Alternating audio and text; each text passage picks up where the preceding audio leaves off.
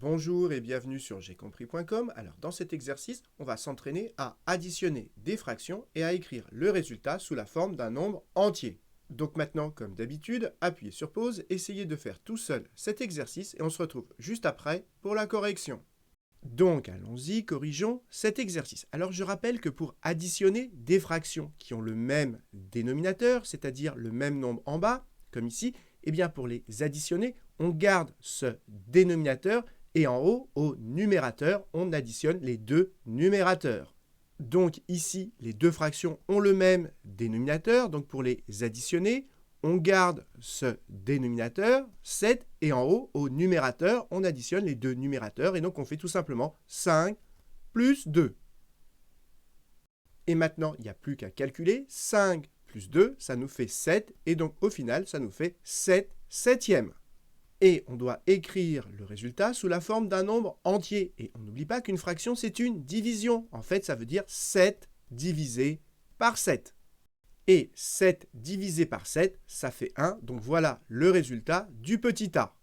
Passons au petit b. Et toujours pareil, les deux fractions ont le même dénominateur. Donc pour les additionner, on garde ce dénominateur, 11. Et au numérateur, en haut, on additionne les numérateurs. Donc on fait tout simplement 7 plus 15. Et maintenant, on calcule 7 plus 15, ça nous fait 22. Et donc, ça fait 22 onzièmes. Et on doit écrire le résultat sous la forme d'un nombre entier. Et là, on remarque que 11, si on le multiplie par 2, ça fait pile 11 fois 2, et bien ça fait 22.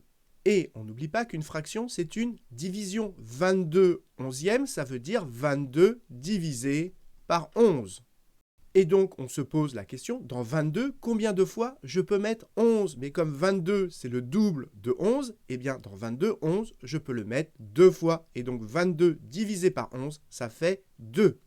Passons au petit c, et toujours pareil, pour additionner ces fractions, comme elles sont au même dénominateur, pour les additionner, eh bien, on garde ce dénominateur, 4, et on additionne les numérateurs, et donc on fait 5 plus 7. Et maintenant, on calcule, 5 plus 7, ça fait 12, et donc ça nous fait 12 quarts. Et on doit écrire le résultat sous la forme d'un nombre entier, donc il faut arranger, et on n'oublie pas qu'une fraction, ça représente une division. 12 quarts, ça veut dire 12 divisé par 4.